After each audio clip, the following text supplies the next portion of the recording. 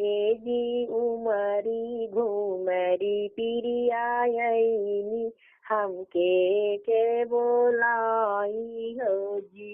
ए जी उमरी घुमर पिरियायनी हमके के बोलाई हो जी। ए जी ससुरु क मातल ससुइया जगवले नहीं जागई बोलवले ना बोले हो जी। ए जी उमरी घूमर पिरियायनी हमके के बोलाई हो जी। ए जी जेठवा क मातल जेठानिया बोलवले ना बोले जगवले ना जागे हो जी।